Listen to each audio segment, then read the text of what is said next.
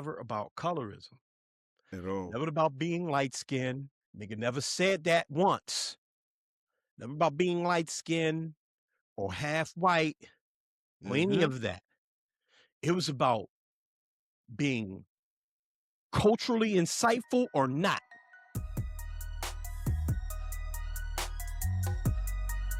What's up, ladies and gentlemen? Welcome to the Wednesday show. I'm Adam Butler. That's Paul Span. Paul Black Man Span in the building. You tuned into the MSR Podcast, virtual edition. Virtual edition, almost my bad. Virtual edition. All good. It's all the good. virtual edition. 1 or 2 For more now. times. For now, yeah, we're working, man. We got a lot going on, man. Appreciate everybody that's been tuning in. Thank you so much, man.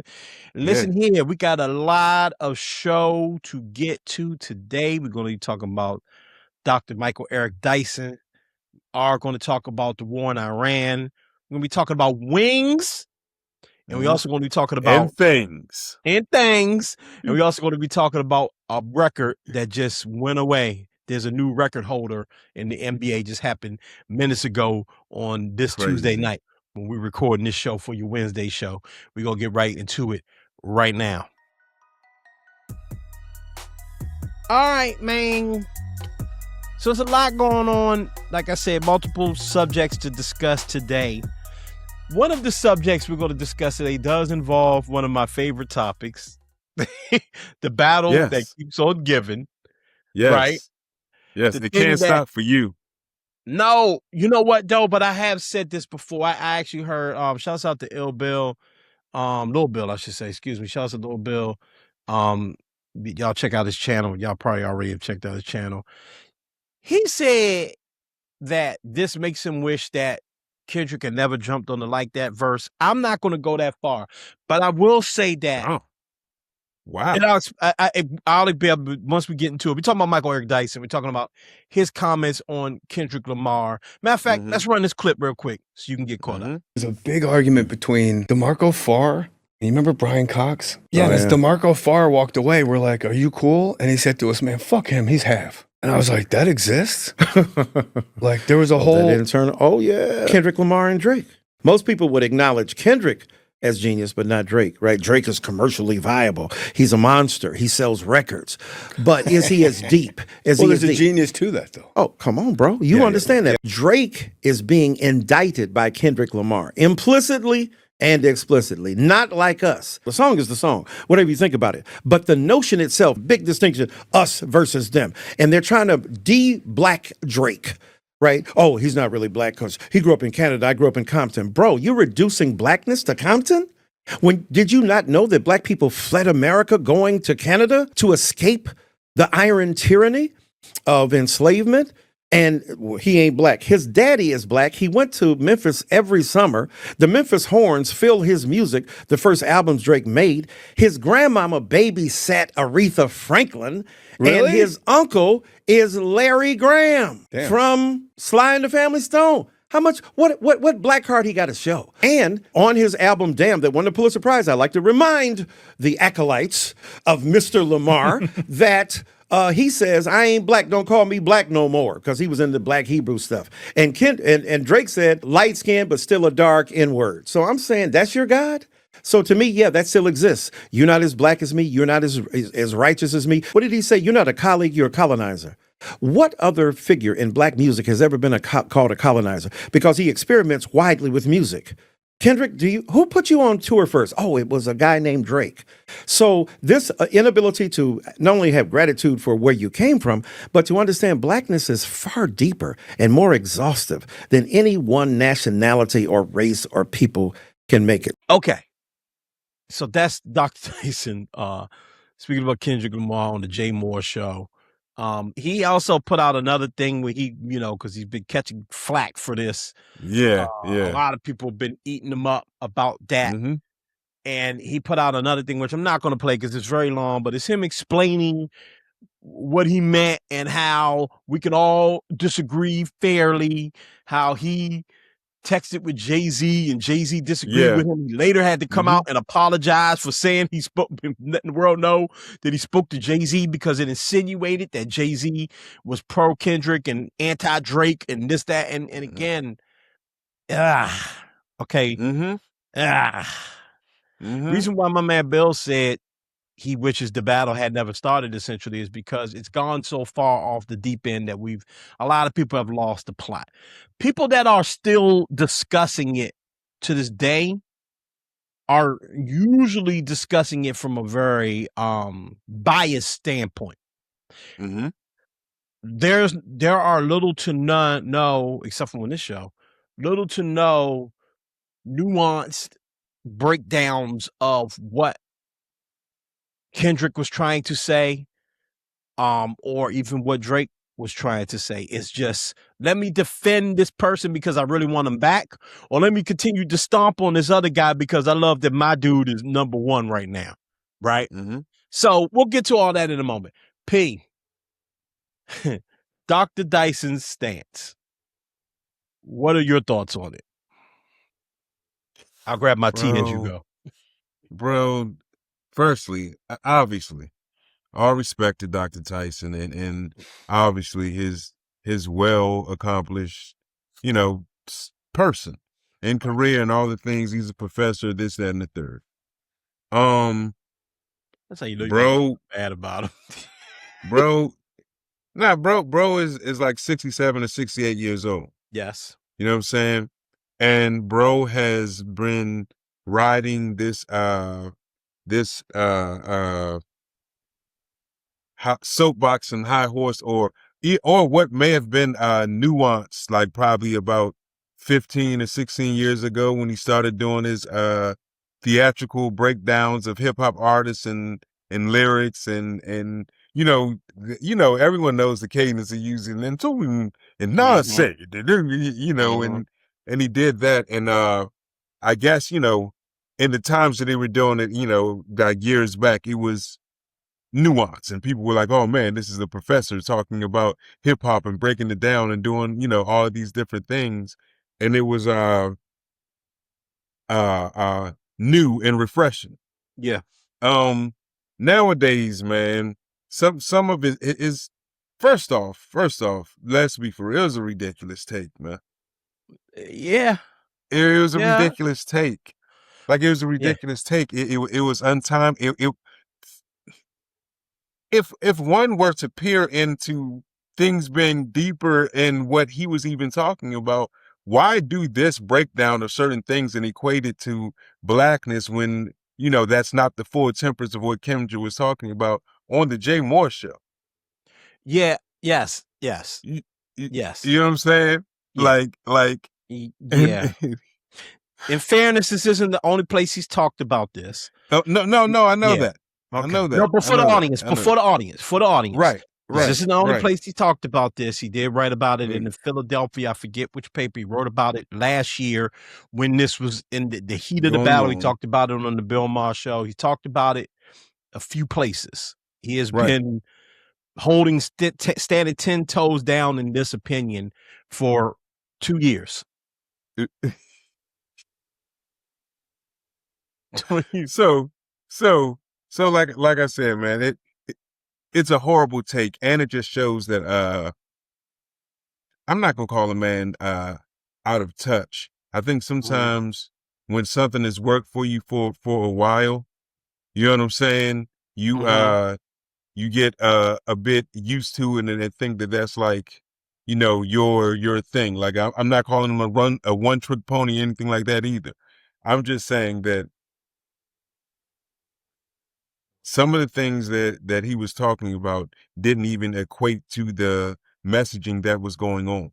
Yeah. You know what I'm saying? Like, and how he was attempting to portray them and even standing 10 tones down and trying to make it seem as if everyone else doesn't understand. Go ahead. Right. Yes. And so let's talk about what Kendrick was saying. Because I do find, to get off Dr. Dyson for a moment, we'll get back to that.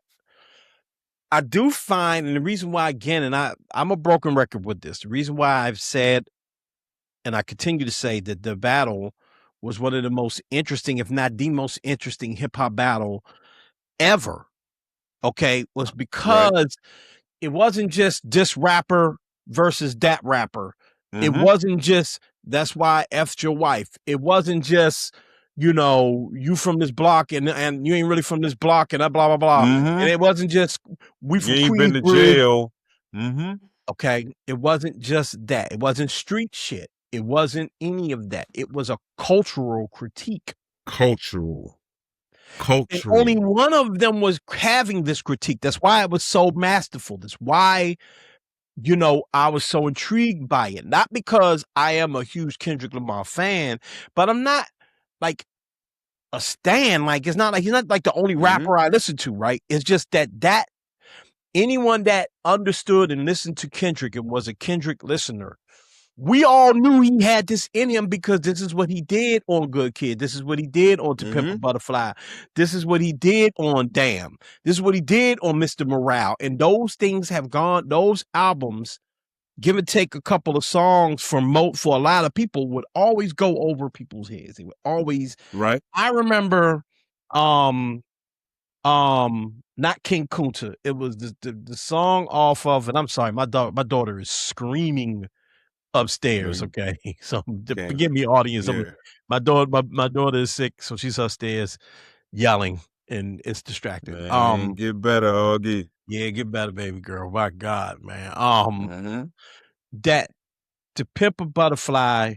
Man, I forget the name of the song. That's going to bother me. But there was a song when he was, you know, no. Let's talk about what Dr. Dyson brought up, okay?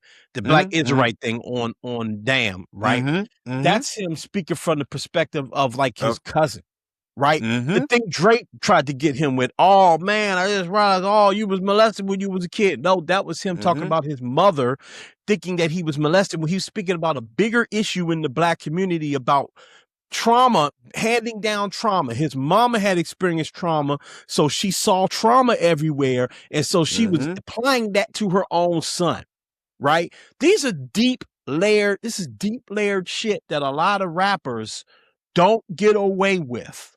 Okay, they don't get away with it. So I can almost forgive even a scholar not catching it. I really can.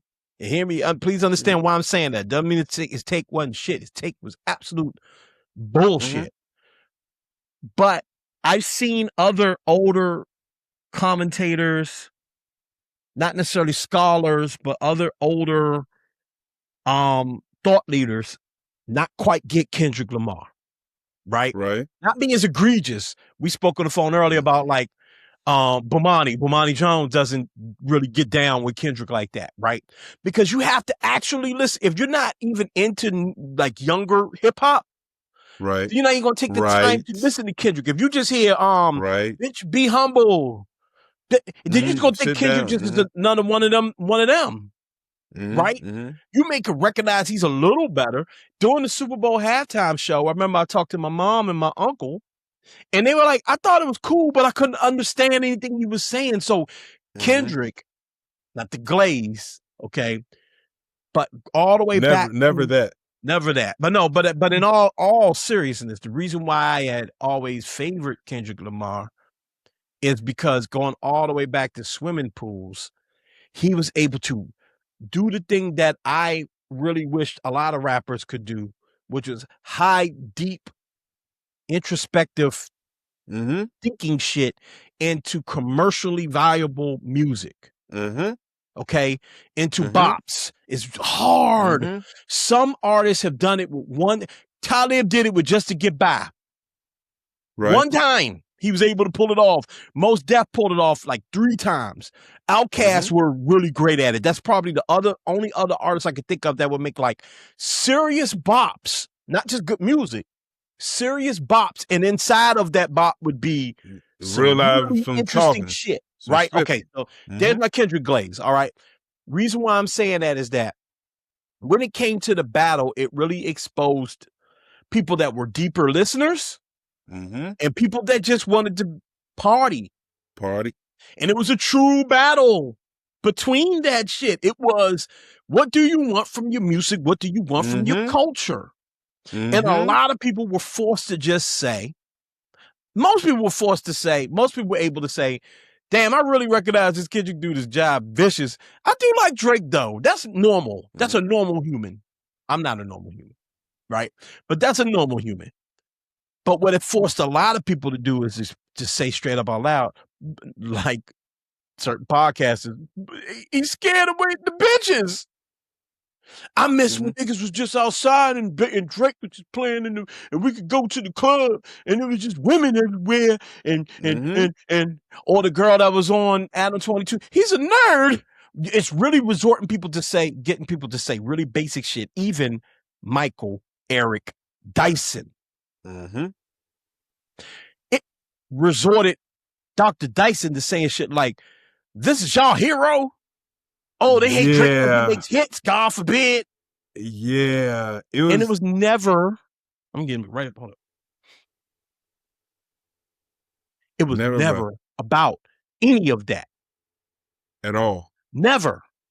It was never about any of that. So let me get to my last point not my last point of this, but let me stop rambling. I just want to get this all out because we're going to talk now. Let's talk about the colorism piece. Okay? It's never about colorism. At all. Never about being light-skinned. Nigga never said that once. Never about being light-skinned or half white or any of that. It was about being culturally insightful or not.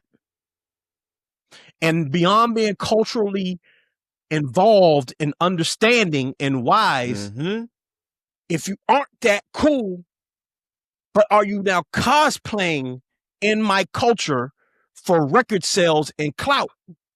So when he say, I don't want to hear you say nigga no more, that was a jab, okay?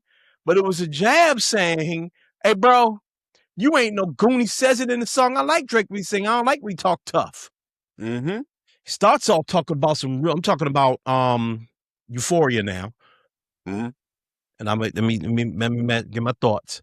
Euphoria, 616, Meet the Grams, then Not Like Us.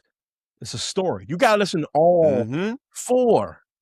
Can't just listen to Not Like Us and you're gonna hear the PDF shit and all that, and you're gonna go, oh. But if you listen to all of the songs, you hear him lay it out. They build upon one another. They build upon one another. Okay, 616, which is a whole nother level and sense of artistry, just in and of itself, just in and explaining that. 616, he starts out talking about being on the sunset with the Sunseeker on the yacht, pretending to be old boy. Then he gets into talking about how you got treachery in your camp and how people using you don't even realize it. You Meet the Grams, he calls his son black. He says, don't be like your daddy. You are a black man. And then obviously not like us. So again, it's actually on the surface, it's amazing that someone as smart as Dr. Dyson misses it, but I don't think Dr. Dyson really cared to really catch it. I think, and you tell me what you think of this, and I'm handing the mic over to you, brother. I think that Dr. Dyson, and I've heard other podcasters say this, really wants to have a conversation about colorism, really wants to have a conversation about othering, really wants to bounce that conversation into anti-Semitism and things that are going on in this world. And he thinks that this is a good intro to that? Huh? So you think that he thinks that was a good intro to all of those things? I do. Because of the paper he wrote, the essay he wrote, excuse me, because of what he said what he said on Bill Maher, what he said in his essay is a lot more measured than what he said on Jay's show. I haven't looked at the essay and or even heard any of the other things. It's just bullshit. Abreast to it's bullshit. Yeah. But it's less snarky. On the Jay Moore show is a lot of like coming for Kendrick's fans, being very pro Drake. He made the little snappy comment about Kendrick saying he wasn't black, Israelite and all that. Yeah. In his essay, and I'm going to show because I want to see what you get your thoughts on this. In his essay, it was more about division. Division. Okay. And how doing that in our community is a symptom of what's going on in the larger community. Right. Othering people, shit like that. But I think it's a bad platform to jump off of because that's not what he was saying. Go ahead, P. Sorry. And that's all that I was going to say. And if that's, like I said, having now taken in thought of what you're talking about, the essay about all the other topics or subtopics that he interjected with, all the things that he was talking about. I think that there's definitely a better platform. Like, just talk about that and say that. But I think he's just got so used to doing that thing, that I don't even know, could we, I don't want to call it a monologue, but doing that thing with hip hop where it's a monologue. He's quoting people's, yes. But he thinks, Paul, Kendrick Lamar was calling Drake a white boy because he's light skinned and he's from Canada. Remember, he even said in the Jay Moore interview, "Are you resorting blackness to being from Compton?" Compton, yeah, like that. So he's making that point. He's making that point that a lot of people have made about, you was a gump because you didn't come up. Like he thinks that Kendrick is defining blackness, right? And that's definitely not. Yeah, that's. But I equate, and maybe I'm simplifying it a lot, because I equated a lot of that just to him being older and out of touch. I believe you're right.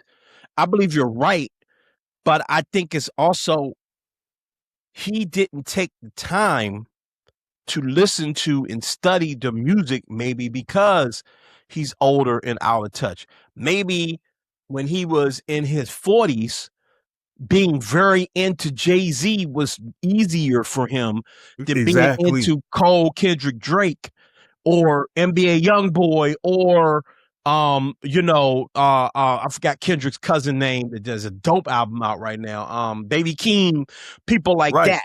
Okay. Yeah, so I think you're right. I think you're right. Because we talk about how, hip hop is 50, 51, 50-ish, a little older than what we are. He is 67 or 68 years old. Yeah. His generation of, understand, for us, we can have this conversation and even know the nuance. Hip hop is truthfully what we live as a culture. So we understand we fully understand it and take it a bit more personal because it is a culture for us within being black. You understand what I'm saying? What were you about to say? No, I agree with you. I wasn't going to say, but I will take a moment because I agree with you. And I also think that even if he is, you're right. We're born into hip hop, right? Right. You said this on the show before. He grew to love hip hop at whatever age, right? Right. But let's just assume he is of hip hop culture. Well, then that still doesn't mean that a newer artist with newer, because I told you like Bumani, Ari Spears, right? There's this great clip of Ari Spears on Vlad. And Vlad is saying that Kendrick Lamar is the biggest rapper and he could potentially be the greatest rapper ever. I'm not gonna go that far. I don't know if he's the greatest rapper ever, right? I'm And Ari Spears named all the New York Bammers that are better than him? No. Oh, all right. Ari Spears. I thought you were talking about that one. No. This was actually a really great clip. Ari Spears was like, and I think he was trying to make the point that Kendrick Lamar could be like one of the biggest artists in the world. So he making like he was defending Kendrick, and Ari Spears was like, "Does he? He ain't one of the biggest rappers in the world. Does he sell out stadiums?" And Vlad was like, "He's selling out stadiums right now. Does he sell out stadiums globally?" He was like, "Yes, he just did a global tour. He's selling out football stadiums and soccer stadiums and blah blah blah blah blah." And you see Ari Spears go, "Really?" He goes, "Yeah." And he goes, "Shit, maybe I'm just out of touch." It was a genuine. It wasn't like he was like, you could see him, he had no more arguments. He just was like, really? He sold out the soccer stadium in Brazil? He did? Yeah. Oh, so what I mean by that is that I think you are right.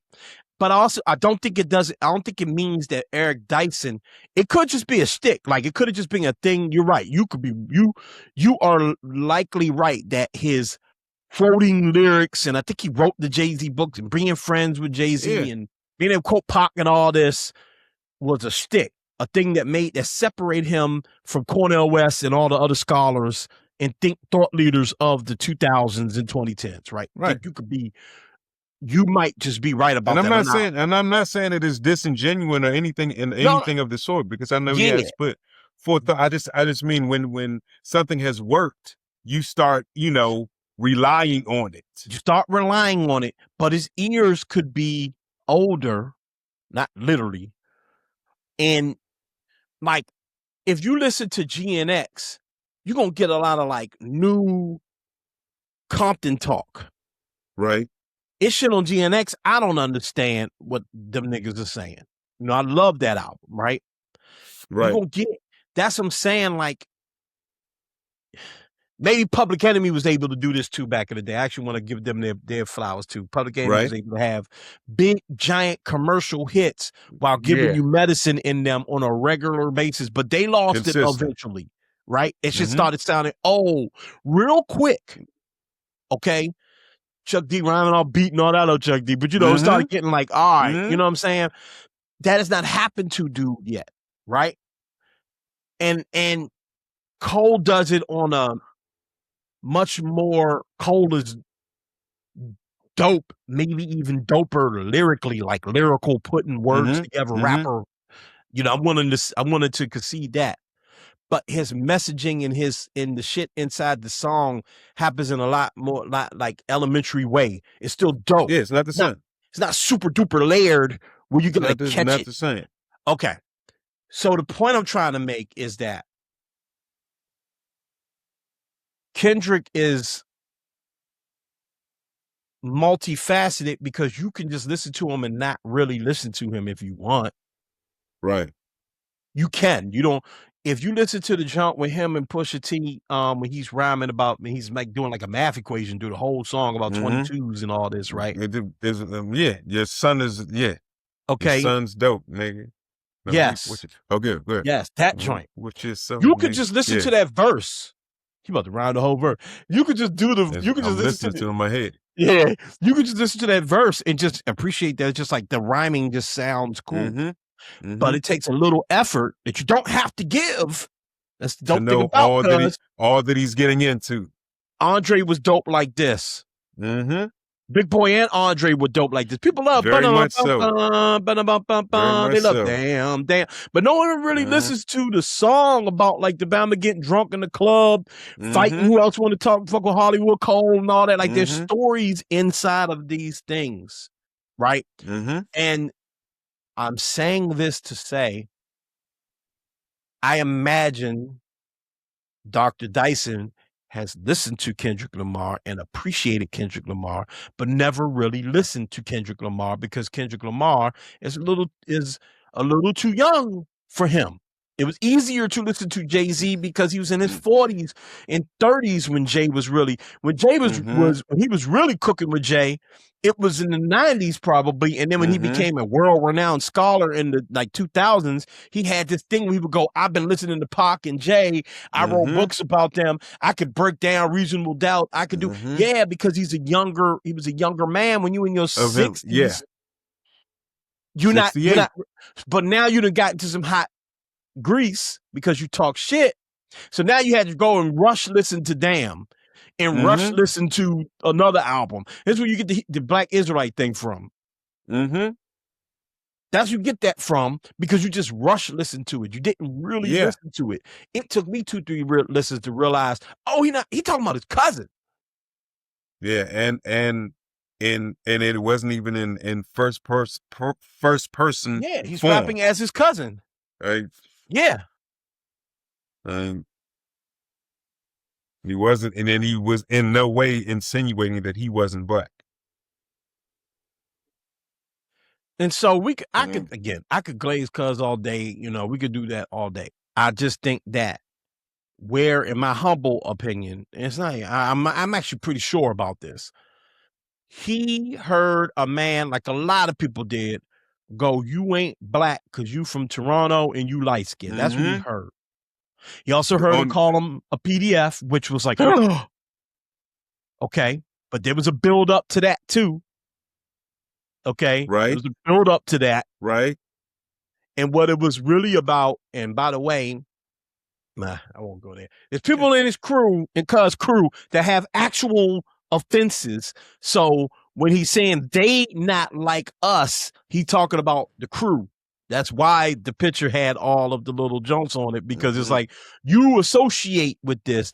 And yeah, anyway, y'all heard the song a billion times. Yeah, and so like even listening to what you were saying is really the stronger reason that I equated to age and what you were talking about and not paying attention. Just because for someone that is so very learned to not be able to understand that, you understand what I'm saying, and then get what you get from it. Like I said, I'm not going to say how much of it is just placating for his own cause, right? But to like the way that you just broke that down, and then and we're both here sitting here talking about an actual professor, and for him to not understand that, like that's why I'm with you.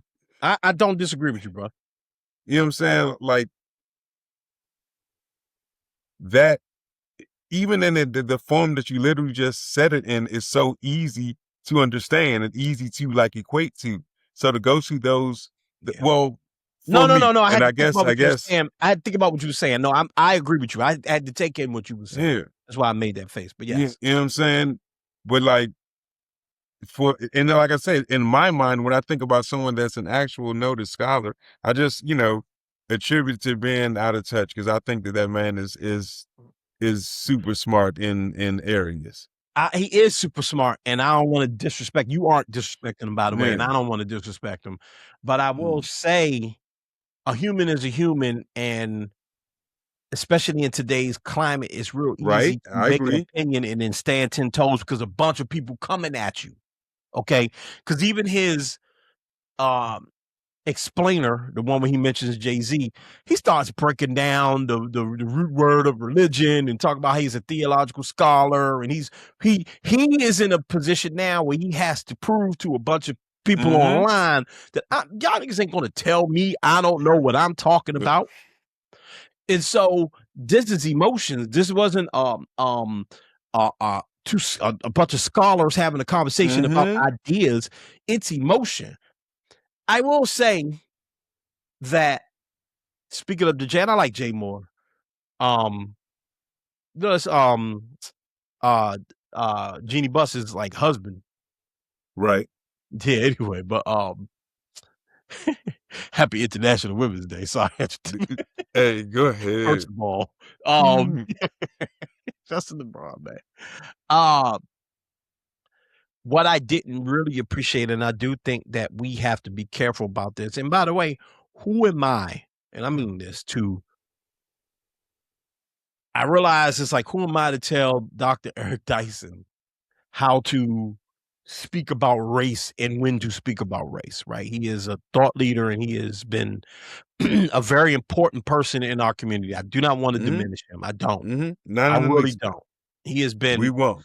Yeah. But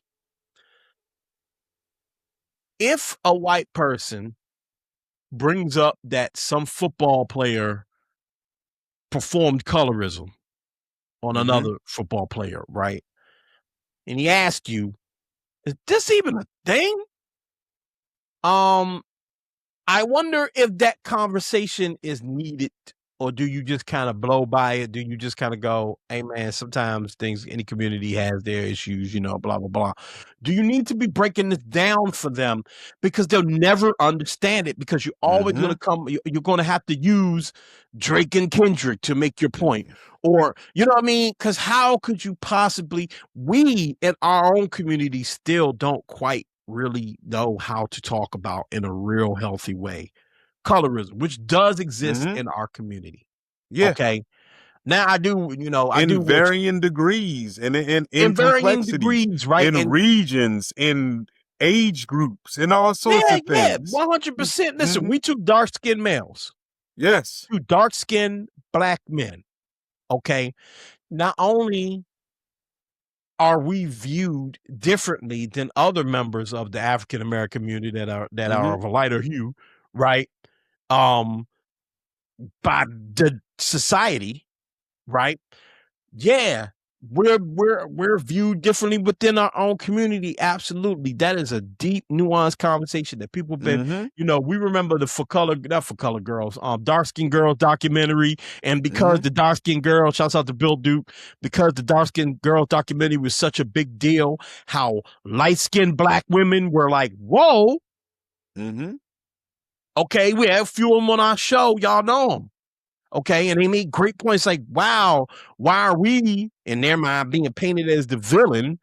We're black women too. That's something my wife says every day. My wife is a light-skinned black woman, and she talks about often how people act like I'm a black woman. I got to go through all the shit. Oh, and by the way, there's other things that come along with it, like perceived pretty privilege, perceived light-skinned privilege, all these things that people think that, they benefit from. So it's a lot.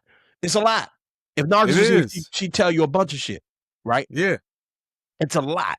So, and that's not even to talk about black people that don't look black, black people from the African diaspora, black people from the islands. It's mixed race. Mixed race black people. Yeah. Absolutely, especially mixed race black people that look white or don't look white. It's a lot. And I'm not sure if that conversation is something you can feed to Jay Moore and his podcast audience and it be beneficial in any way other than saying, yeah, black people be tripping like shit. That's all that I was saying, Adam. Yeah. You said it like that. That's all I was saying. That's when I'm giving, my brother, this great guy, so much grace in that.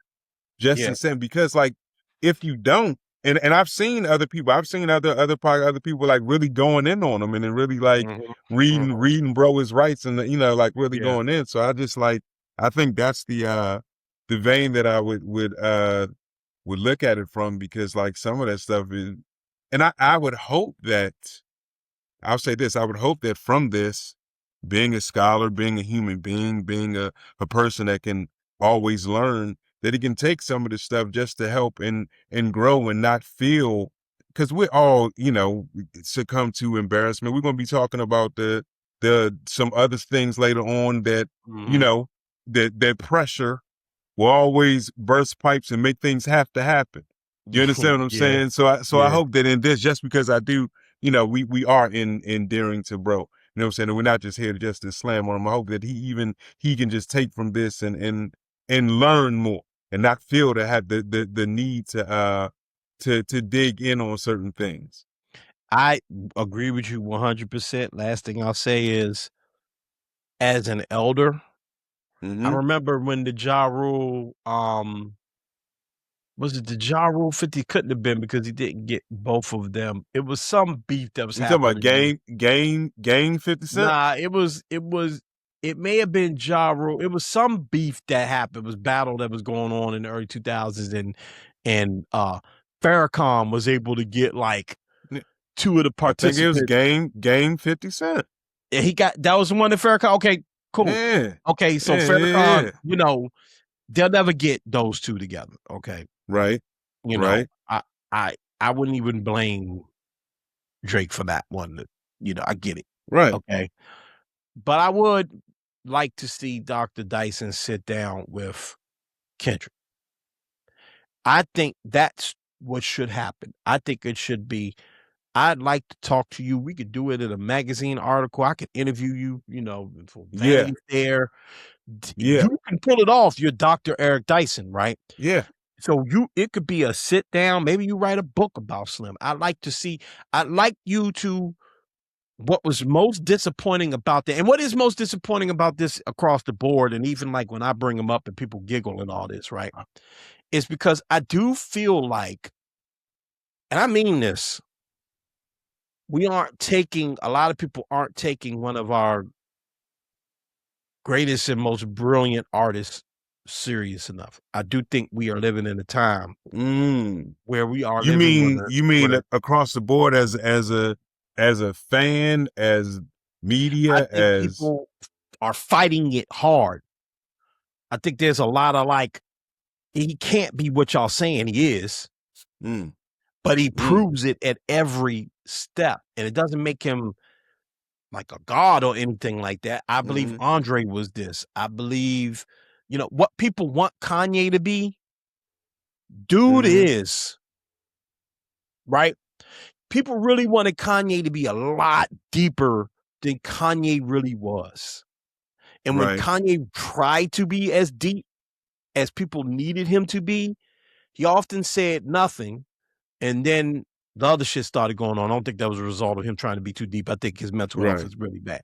But Kanye, because his aesthetic was deep, his artistry was hyper art, his musical talent his bag is incredibly deep. People really wanted Kanye to be like this thought leader and this person, this Bob Dylan, you know, esque figure, you know, this Billie Holiday-esque figure, this Stevie Wonder-esque figure, this person that speaks for a generation of people, that has the thought, not just the musical talent, but the brain capacity to really generate and really get you thinking. What I hate to keep naming white artists, but what Bruce Springsteen was to the working man, you know what I mean? Like really capturing something. And at every step of the way, Kendrick Lamar has been able to do that. During the Black Lives Matter moment, he had the song, the strange fruit, the weed, you know, the change gonna come. We gonna be all right. He is the guy. Okay. And that doesn't mean he's perfect. He literally tells you he is not.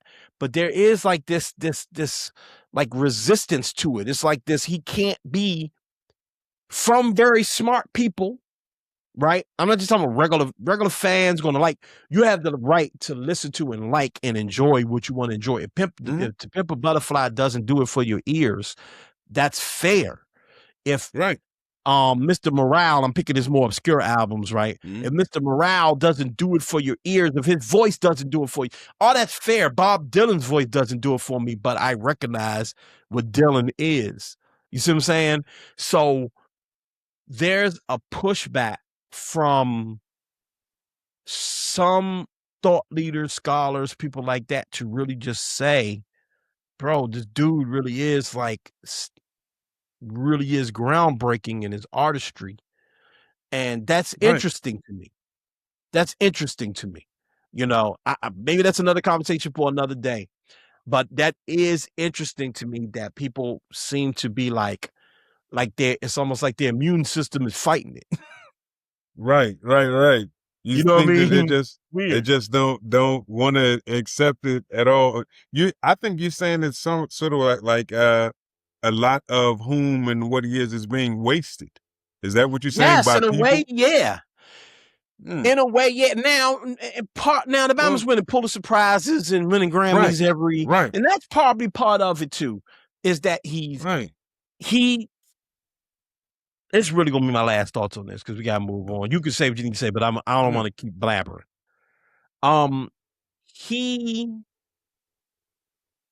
Because he wins a lot, I can understand how it's looked at as like, well, that's the white man's rapper. That's like the commercial, like the industry loves him. That's why during the battle, people tried to make the point, it's because he got bots. Nobody really listen to that shit. You heard that a lot, right? Don't like down south, we don't be listening to that shit.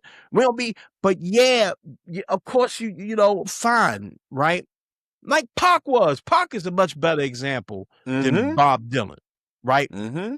When we were young, right, for anybody that's not in their 40s or late 30s, if you lived in the Tupac era, like if you were alive and like and old enough to really remember how people talked about Tupac and how Tupac started to understand, by the way, that people listen to what I have to say.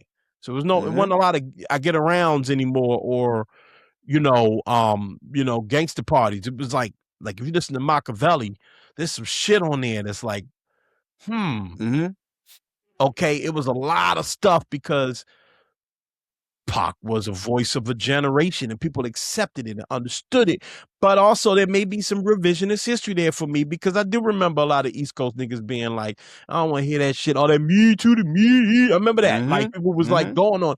And I felt like, so I do think this just happens. People reject it. But I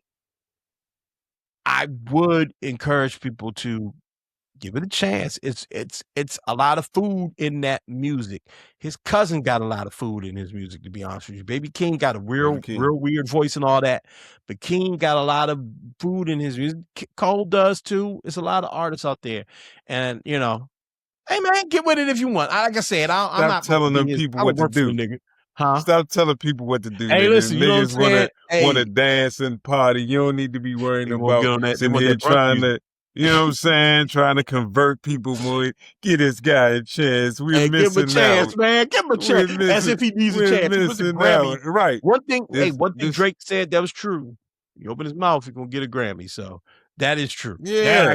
That I gotta admit. And whatever these people are talking about is consistently selling out shows and everything overseas and in different languages and all those things. Yeah, so. No, people appreciate it. And that's what I say. I want to, and that's something maybe we can address this again. Maybe I'll address it on my own. I don't know. I need to flesh that out a little bit more, because it is something I think about a lot. It's interesting to me. Right. The Dyson thing was just very interesting. His reaction was almost like hating. And that's interesting to me, because you would think Dr. Dyson would love Kendrick Lamar. You would think. It's really interesting. It is really interesting when you think about like all of those things. That's all that I was saying as far as it's complex. And what are you saying? And then even in the manner that he was delivering it, but it just brings in so many things to think about. It brings in to think about today's internet culture and even how it affects multiple generations. Because understand, bro, like that pressure caused a lot of that stuff too. Like I said before, you know, when that little whole thing was nuanced, you know, that was gospel. It was so you know what I'm saying? Now it's totally different. And now like playing the catch up game at certain ages and all those things, when, you know, when like you were talking about back in the day, this used to be a lot easier. Yeah. This was a lot simpler.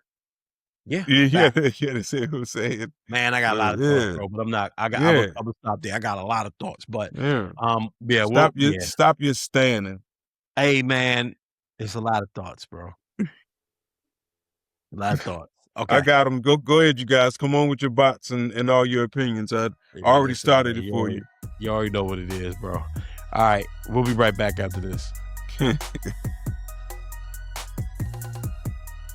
All right. So we have to talk about this. If you are an avid listener to the show, someone that listens to our show regularly, you might have noticed that we haven't really talked a lot of serious politics. We haven't really gotten into most of the stuff that's going on in the world on a real deep level. And that's a personal reason that I won't bore you with. You go back, you've heard us talk about why. But we did promise you that we would never stop talking about this stuff. And this is one of the ones that, and we're going to talk about the war in Iran, that we have to share our thoughts with you about. And normally with this, we would have KG on, we would have someone on that could like kind of break down. So we're not necessarily doing a breakdown of all of the things that are going on in Iran and the war in Iran, but we are going to talk about it because it's super important. And I think that if you are a listener of ours, it's something that you should definitely be paying attention to. Today, the day we're recording it, the director of Department of War, Pete Hegseth, made it clear that this would be one of the deadliest days, most destructive days in the war. They have already bombed the school. They've already just been bombing shit kind of indiscriminately. They did not ask Congress for approval on this war, and then when Congress had an opportunity to vote on war powers, they decided not to. So we're in a real pickle here. Mm-hmm. We're in a real predicament. Mm-hmm. There's two podcasts I want to reference here. I want to reference something Van Lathan said on High Learning, and then I want to reference Joe Budden Pod, two of my favorite podcasts, obviously, right?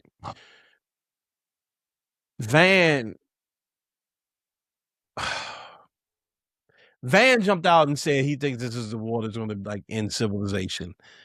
That's a lot. Okay. Mm-hmm. When Rachel asked him why, and I would play the clip, but I'll just break the clip down. When Rachel asked him why, it was a more measured answer. He basically said that because essentially no one has the heart or the guts to step up and just say in a real way, meaning like Democrats, Republicans, that this is wrong and this needs to stop. Republicans won't, because in a way they kind of want this war, right? Democrats won't, because they see a weird political advantage here. They think if Trump is mired down with like a nasty war and gas prices go up and all the bad things happen, that this is something they can run on. This is something they can go see. This blah, blah, blah, blah, blah, blah, blah, blah. And all the while, things are actually happening and people are actually being killed and nations are actually being threatened and real situations are happening while basically politicians twiddle their thumbs and play around and play politics. I do agree with that. Something I want to ask you, Paul, after you give your general thoughts on what's going on.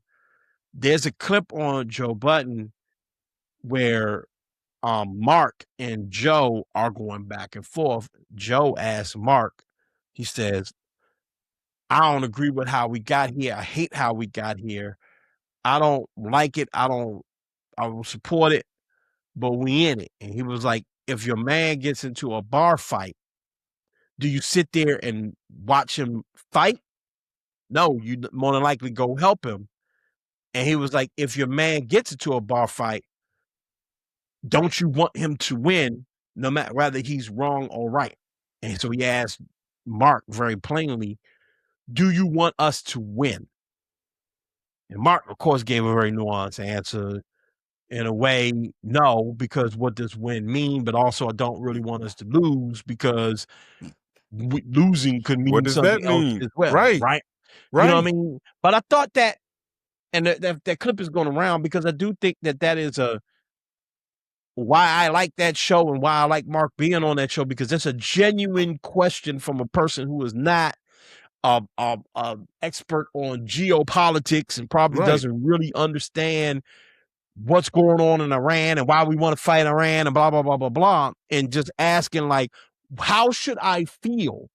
Should I want us to win or should I want us to lose? And if it's that, then what does that look like? I want to ask you about that thought process, P, but I also want to know how you're feeling right now that we have, entered war with Iran. Yeah, I'll definitely get to the thought process and the question part of that. Mm-hmm. Obviously, there's nothing for any of us to be like overtly happy about in this situation. We are all thrust into things because we are here. Yeah. So I think, obviously it just comes with its adjustments. I mean, it sucks. Like this administration has sucked from the get-go. Not to beat a dead horse, it sucks that we are even here. You know what I'm saying? Mm-hmm. Like, and it causes so much uneasiness throughout the nation. I know that you listen to this administration, then you listen to this guy, literally just and his answers to the American public is, be prepared for things to happen to you. Like, yeah. Like, yeah. You know what I'm saying? So, but in specificity to that, to the thought process part of it, say what you had said again. So Joe Budden asked Mark Lamont Hill, even if you disagree, which he made clear he does disagree, and doesn't Do like you want us them to? in it. Should we want us to win? Should we want to win? Should we want us to win? And if not, what does that mean? Yeah, without being a expert in geopolitics myself, like that is it's. I don't even know how to answer that. You understand what I'm saying? Because we don't understand the ramifications of both of those things. Right. You know what I'm saying? And if we did have KG on here, obviously she could, give a little more legs to certain things. But like obviously, if we're just sitting here talking as you and I, Adam Butler, Paul Spann, American citizen, we would want to for it, even that is even something complicated to talk about. You understand what I'm saying? Because like I said, these are all situations that we're thrust in. Obviously, we would want for us to be as safe as possible. But does that come from us winning? Does that come from us losing? Or does it even matter either way? Right. You understand what I'm saying? Right. So like obviously if you just want to talk about Joe Smo and you want to talk about the patriot side of you because you live in this place, anyone would go, well, yeah, of course I want us to win, but I don't even know what that means. Yeah. You know what I'm saying? Yeah.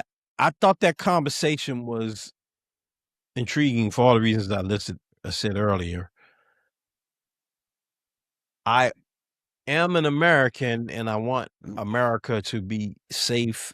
I'm a father. So I want my children to live in a safe world. Okay. But I also don't want us to be the empire that we are. And to be the empire that they're trying to be.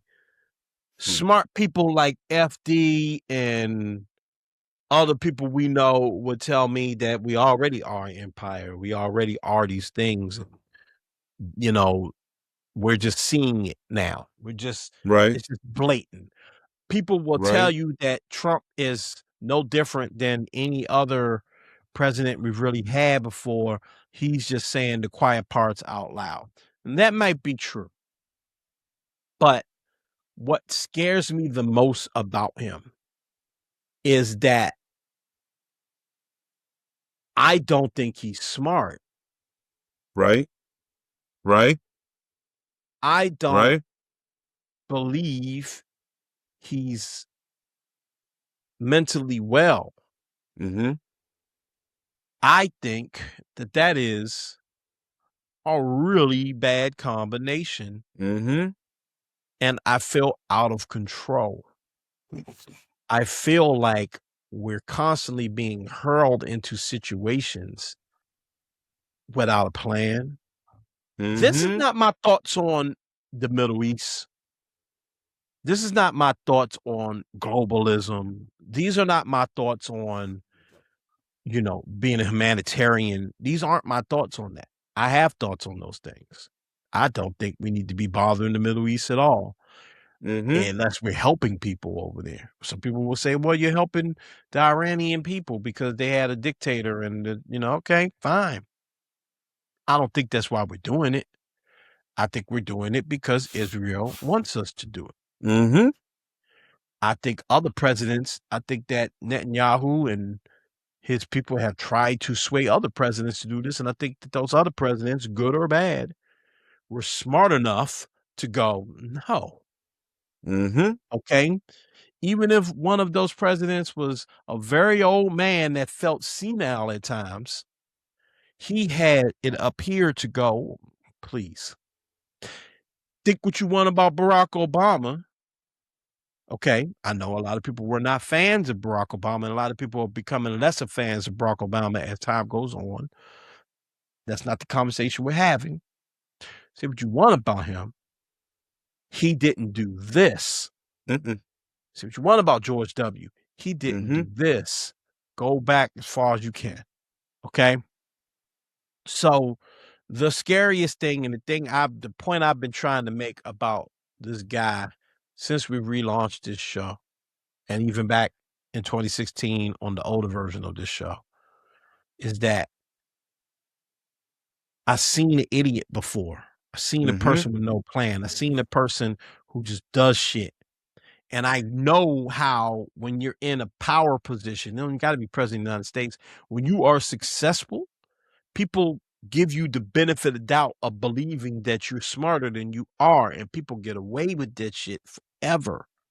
Couple that with he's a very old man now that's showing signs of cognitive, you know what I'm trying to say there. Cognitive disorder. Just decline. Mm-hmm. Okay? So that's scary to me. And this is scary to me. Because I don't think we had a plan. I think he just woke up one day. Maybe it wasn't as willy-nilly as he woke up one day and decided, and maybe he had this in his back pocket for other reasons. And now we're here. And not only, and I'll pass it to you, Mike. I'll pass the mic to you, Paul.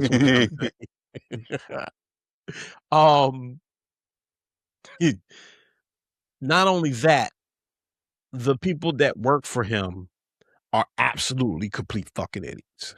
Mm-hmm. The person that's running our war department is a Fox News journalist guy and a fucking podcaster. Yep. And shout out to podcasters. We're podcasters, but I definitely don't think I should be running any. Nah, I don't get no government office currently.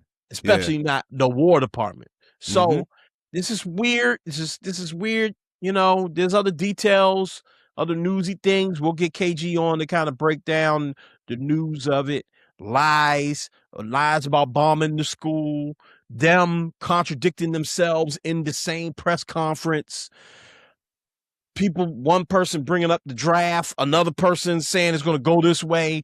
It's strange and feels really, really, if you feel weird right now, it's because the shit is stupid. Yeah, and that's a great reason for you to. Stupid shit will make you feel uneasy. Okay? Stupid shit will make you want to feel like, you know, it's like people before. You ever see that clip of that little boy? It's like a little, you know, Pop Warner football thing or whatever. And this is a nigga going, man, listen. None of y'all players, this ain't y'all fault. It ain't none of y'all fault. It's the coaches. And the coach tried to go, hey, man. He go, nah, man, whatever. He's so frustrated because he realizes it was nothing them boys could have done. He's basically saying, y'all, it ain't y'all fault. These niggas are stupid. Right. That's how it feels. It feels like these niggas are stupid and we just got to live with their dumb stupidity.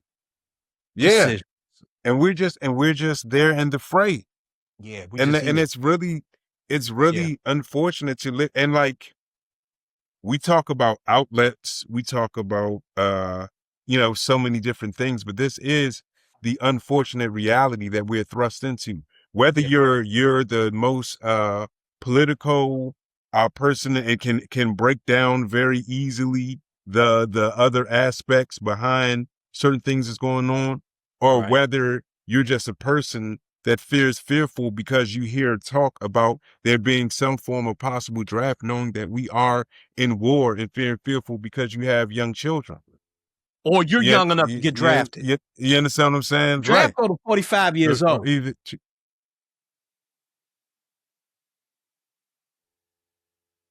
draft go to 45 years old. Now, so, and if you're just a person, you know what I'm saying, feeling fearful of the things that are going on. Right. And knowing that, first off, it really does suck that we have administration that has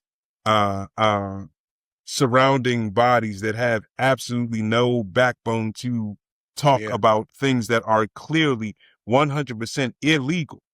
Yeah. You know what I'm saying? Mind you, me talking to you about it, and I, like I said, not with all the full knowledge, I know that this stuff is illegal. I know that much. Right. You know what I'm saying? From the most layman's of terms. Right. You understand what I'm saying? And this is like for all of us living through this is like the beginning of things. Yeah. You understand what I'm saying? And such this, you know, smaller amount of time that is going on. So like I the uneasiness and then the trickle down effect of things that happen as far as safety and security goes, as far as people's thoughts of retaliation. Yeah. You understand what I'm saying? In the case that just happened with the young man with the timer on the plane and all of those things. Yeah. You understand what I'm saying? So it's such a uneasy time for all of us to be living in. Yeah. Yeah. Yeah. And I think that's pretty much that.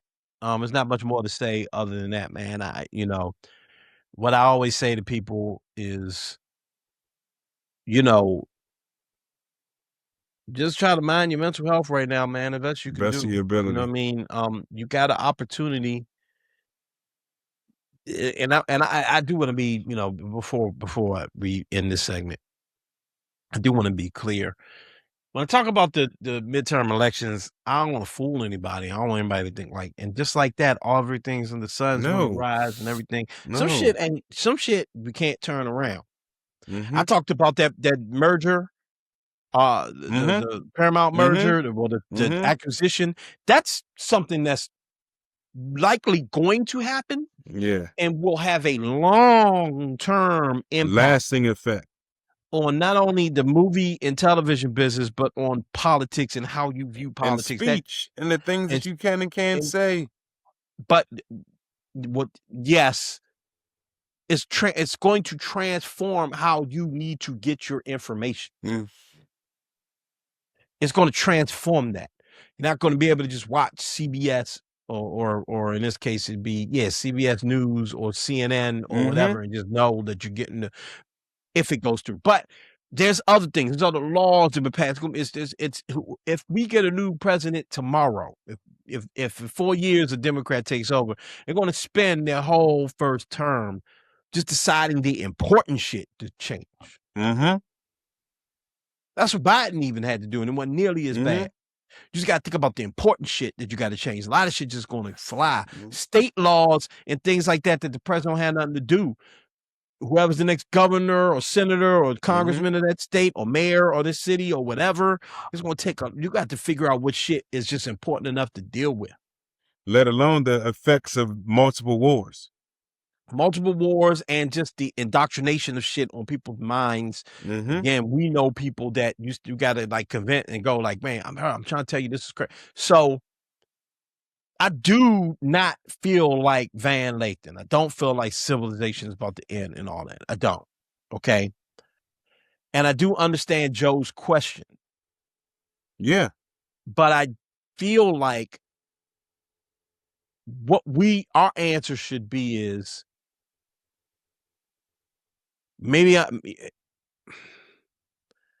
when a man gets his ass whooped in the bar, even though I may have pulled him out of it and took him home safely, do I still kick it with Slim?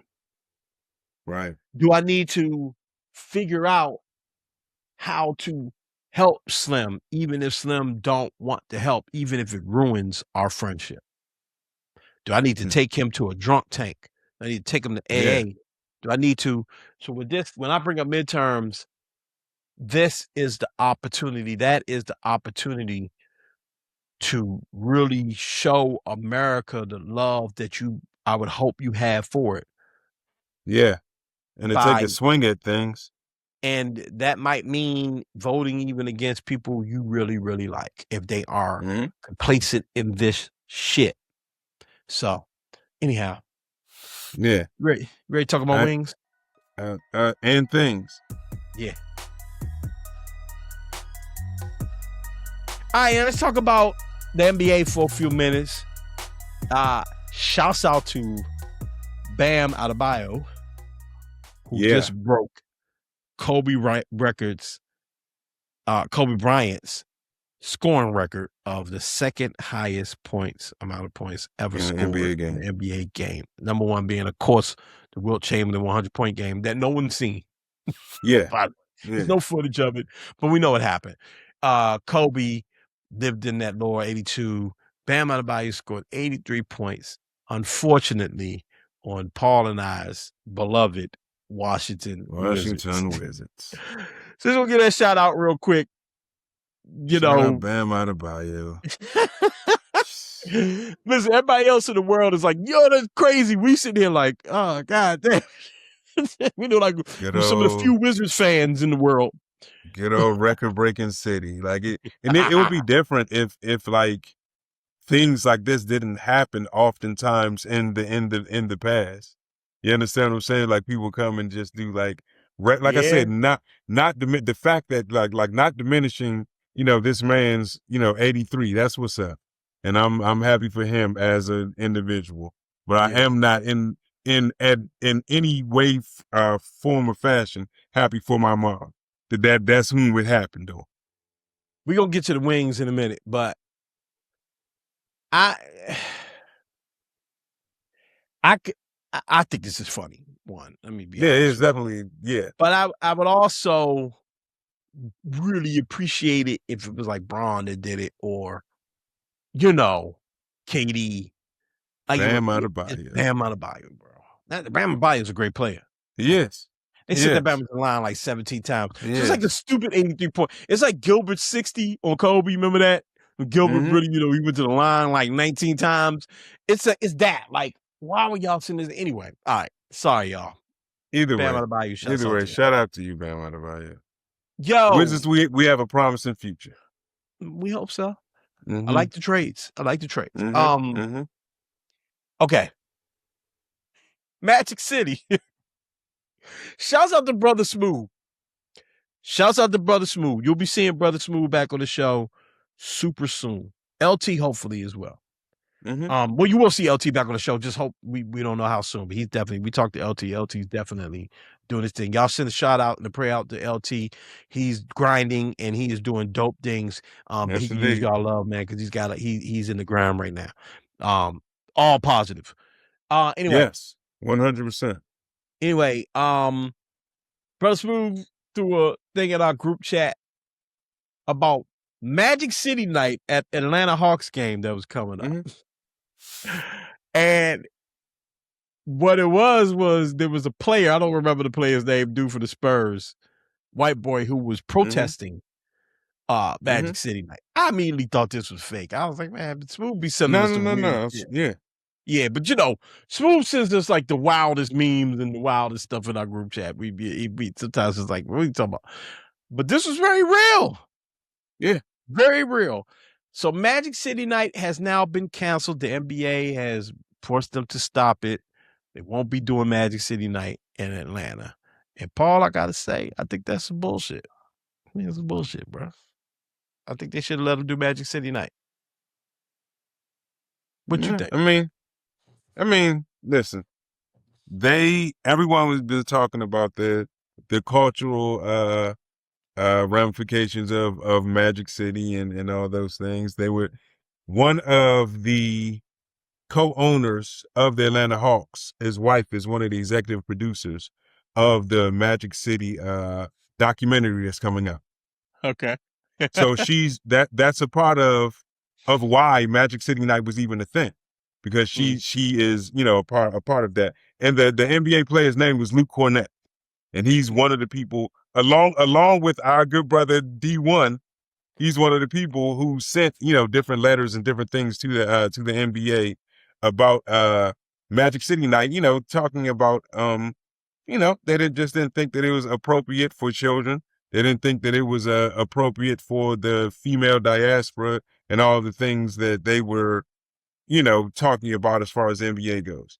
I think, like, I've never been to Magic City, but I understand how big of a thing it is in Atlanta.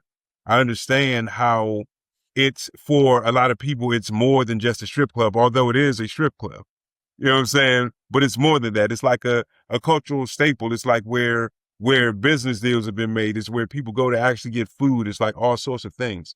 So I think some of this is like a cultural miss, and other of it is just the NBA just having to do business and do like the same thing that was happening to Mr. Dyson when we were talking about earlier, receiving so much backlash and knowing that that's 100% bad business. that they had to cancel. Like when they I think it. Mm-hmm. No, please. When they looked, as an overall, and now mind you, there were also different owners and different people writing in and talking about it too. So once that steam engine, started going, of course the NBA is going to fold on that. And like, no, we're not going to let y'all have Magic City Night. We may have overlooked it, like Adam Silver. I may have been like, oh, okay, I didn't, but now I'm receiving all this flack and all this heat. Nah, it's not going to fly. Does it necessarily bother me? I don't know. I don't know if I'm as attached to both strip clubs, and I know my homeboy White is going to feel horrible hearing that because he loves the booty club. That's his place. But I don't know if I'm attached enough to both that culture of Atlanta because it's not something that I personally understand, or if I'm attached enough to a strip club to whether I feel like it bothers me or not. To not have Magic City at night at there, it doesn't necessarily bother me personally. So we know why the NBA folded. It's like why any other business would fold on anything. Right. Not because of morals, but because, oh shit, people are mad, right? Right. Business could go. Would I have a Magic City night if I were the Atlanta Hawks? No. If I were DC and stadium was still open, I wouldn't have like the stadium. I wouldn't do it. Okay. But the hypocrisy is kind of funny to me. And when these things happen, I do find it kind of funny that people get their stuff in a bunch, over shit like this, man. It's usually always something sexual. Mm-hmm. It's usually always something that's, considered to be, immoral sexually. Right. You get all wrapped up and outraged by these things. And we always go to the kids. The kids can't. And you go to a basketball game, you go to a football game. The last football game I went to, dude was so drunk. They before the game, they had local cheerleaders perform before the Commander game. Right. And by like the end of the second quarter, they were all coming up to their seats, right? We playing the Seattle Seahawks getting stomped. Mm-hmm. And they were all coming up to their seats, all the little girls and their little, the game like the nosebleeds is where we were sitting this particular day. Mm-hmm. And the dude was talking shit to the I'm sorry, I'm skipping the part. They come sit down, and then it's so cold that night and it's late. It's like a Sunday night game. We getting stomped to oblivion. These are little girls. Their mamas are there pretty much just only because my daughter was cheering earlier in the day and I got some free tickets. They rolling out. And the dude drunkenly talking shit to little girls. Y'all even y'all. Right. People fist fight at basketball games, motherfuckers cuss, and people, they serve beer, alcohol, and people be drunk. They take beer sponsors. They take gambling sponsors. They encourage gambling. No offense. They encourage gambling. Yeah. They encourage a lot of adult shit. Okay. So it's not necessarily I'm pro having a strip club night, but I do find it funny when people, what they pick and choose is acceptable and culturally acceptable. And I like to challenge shit like this. Right. I like to challenge shit like this because, strip clubs do exist. Again, I ain't been to a strip club in 20 years, bro. Like and I'm probably not exaggerating. When I was single, I was done with the strip club. I'd never been to Stadium. Stadium was the big strip club here. That was like our quote unquote Magic City. Nothing would be Magic City, but you know what I'm saying? That was like our big strip club. I've never been to. But that was like our big strip club. That was like a hybrid where like people went there to eat and strip. It was like, those odd like hybrids. Right. I never went. I had no desire to go. It's not because I'm but it wasn't because I'm some sort of saint or some sort of like, well, I won't objectify them. And women are working and making money. Like, yes, there's dark sides to everything. There's dark sides to OnlyFans. There's people that get on OnlyFans and work it and make their money on it. And it's women that's being pimped on OnlyFans and being forced to do OnlyFans. This is true. Okay. Right. There are women in the strip club that are independent and making money and doing their thing. And there are women that are in the strip club for all sorts of terrible reasons. This is true. Okay. But again, what's your man name? Not D1, but the basketball player? Luke Cornett. I'd like to know what else he speaks out on. Does he believe in drinking beer in the stadium? Right. Is he pro? By the way, I'm not anti any of this. Is he pro gambling? Is he pro kids being able to be at a game past 9 o'clock at night? When they have like concerts at the end of the games. Sometimes it's Rick Ross. Rick Ross has performed at the end of a Wizards game. Should Rick Ross perform and play Rick Ross songs? Mm-hmm. I'm not asking you. Right. I'm asking if homie's listening or anyone that feels that way, how far does the shit go? And I just like to challenge people on that because, again, all right, no Magic City Day. There is a Magic City documentary out, as you pointed out. You can watch a documentary about Magic City. So why can't niggas get free Magic City wings at the game? I don't know. And merch. I mean, my man Justin will say, I don't know. I mean, all of those things are true, and I agree with you in all of those. I agree with you in all of that. It just doesn't bother me. Like, it doesn't bother me. No, it's not about bothering you. It's not about bothering you because it doesn't bother me either. But I think that I want people to start thinking about these questions. And okay, I want people to start thinking about these questions because sometimes it points out the hypocrisy. Fuck the basketball game. People having issues with sex workers, sexual things, D1, people like this. I realize D1 is Christian and that's just, but when we pick and choose what to be outraged over, there's something Pastor Battle said on our show years ago. You can listen to the old school. It's on our feed though. You can listen to the old school episode.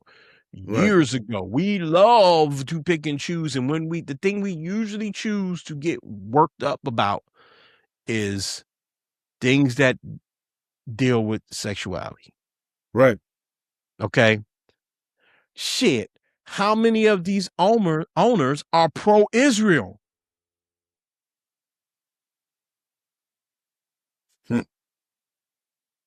How many of them donate? How many of them, you know what I'm trying to say? Yeah. So so like I said, man, I ain't gonna go on about this. I wish y'all could have had y'all Magic City night in Atlanta. I know you love Magic City. I wish you could have had your Magic City night. I hope next time you do it, you'll make such a big deal about it. So, the snitches could snitch and you don't get to have your wings and your strip. Like, I don't even know what they were planning on doing that night. I don't know what they were planning on doing. They were selling merch. They were doing different Magic City if a nigga misses second free throw, if one of the Spurs missed it, or whoever they playing missed their second free throw, dude, you get like a free lap dance. Yeah, maybe. Yeah, hey, bro, nothing's better than being at the game and having a nigga miss both free throws in the fourth quarter and getting them Sammys, and just the crowd is just goes crazy. Okay, yeah. Over a sandwich. And when I was, when I was living tough times, and I wanted to marry a man with a woman to take care of me and all this shit. Boy, them free Papa John's or them free sandwiches. We were just talking about, and the 50 for 50. Yeah, me and my homies was just talking about that the other night. Boy, yeah, getting half off on them wings the next day. Man, you talk, brother. You talk about gambling. Yeah. That was me. How you be sometimes, man, all the nigga needed to go. Man, I'd be like, man, all the Wizards bet I get to eat tonight. Right, exactly. I'm good to go. All the Commander scored 21 points. That means I get 24 free toppings on a pizza. Bro, I remember years ago. Let me get that. The Den Redskins, man, it was in high school, dog. This was they had like a deal with Domino's. They stomped the New York Giants like 56-3. And back then it was points meant money off of the pizza. Niggas got free Domino's, bro. Yeah. So, man, I don't know, man. I don't know how to maybe it might have been a discount to get up in Magic City free. It could have been something like that. Y'all hate it, man.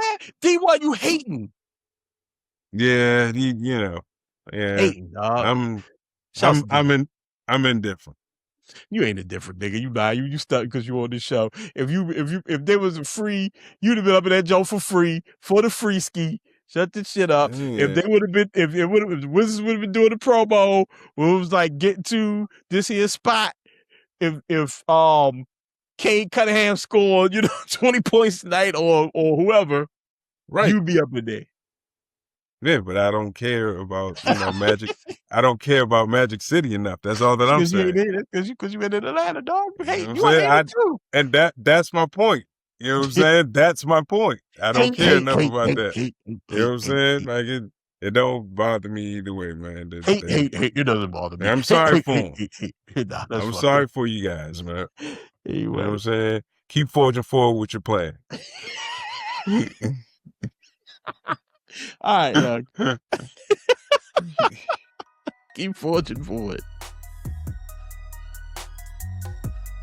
All right, P. We're back on Friday. Yes, sir. Our sis will be joining us.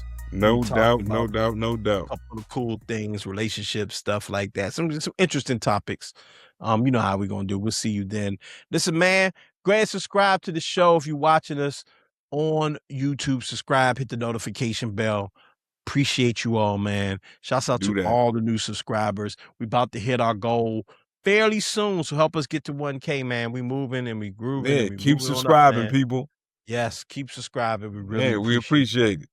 We're on all podcast platforms. If you don't want to watch us on YouTube, I get it. We're not the easiest things to look at. You can listen to us. Our voice are soothing. We got soothing voices, though. We do have soothing voices. On all podcasting platforms, Apple, Spotify, all of that. Just remember to rate and review the show. And as my man Haas said, give us 5 stars, of course. Every time. Right? Follow us on social, MSR Tribe. No, it's not MSR Tribe anymore. Excuse me. It's the MSR Pod on Instagram. I changed it recently. The MSR Pod on Instagram. Okay. Mindstream Radio. Easy accessible. Yep. Mindstream Radio on Facebook and the MSR Pod on Threads. Okay. Let's go. All right, man. Again, thank you all for tuning in. Really appreciate you all. Paul Spann, how you feeling? I'm good, man. I'm good. I'm glad that we can, deliver a little bit of info and let everybody know, man. Even in these troubling times, like Adam always says, be mindful of your mental health, and we gonna make it. Mental health, mind your chickens, as my man Marshall would say. Mm-hmm. All right, I'm Adam Butler. That again is Paul Spann. Black Man Spann exiting the building. Remember to be great. Free DC. Elevate us. We're up out of here. Peace.